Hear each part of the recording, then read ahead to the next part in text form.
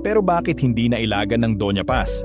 Ayon sa mga survivor, nanonood daw ng movie ang kapitan. Yung ibang opisyal, nagiinom. Isang apprentice lang daw ang nasa bridge.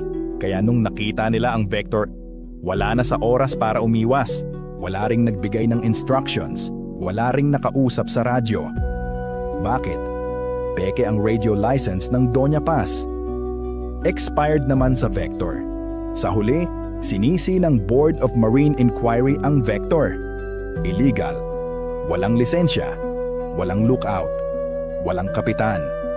Pero ayon sa Coast Guard, wala rin daw crew sa puwesto ang Doña Paz nung banggaan. At ang life vests, nakalak. Ang barko? Originally pang-608 lang. Pero dinagdagan ng 2 deck para sa mas maraming pasahero. Pero hindi nila binago ang Certificate of Stability.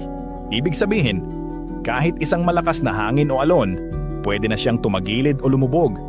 At hindi dito natapos ang kalbaryo ng Sulpicio Line.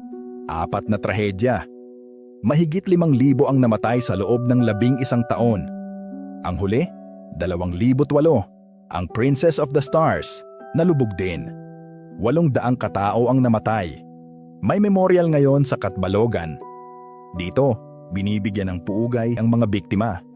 Kasi, karamihan sa kanila hindi na nahanap. Ngayon, ang Sulpicio Lines, iba na ang pangalan. Philippine Pan-Asia Carrier na sila. Pero ang alaala ng Doña Paz, hindi na mawawala. Huwag kalimutang mag-subscribe sa aking YouTube channel para sa mas maraming amazing na content. Pindutin ang subscribe button at i-on ang notifications. Kung nag-enjoy ka sa napanood mo, i-click mo na yung sa kanan para sa iba pang history adventures. Salamat sa panonood hanggang sa muli.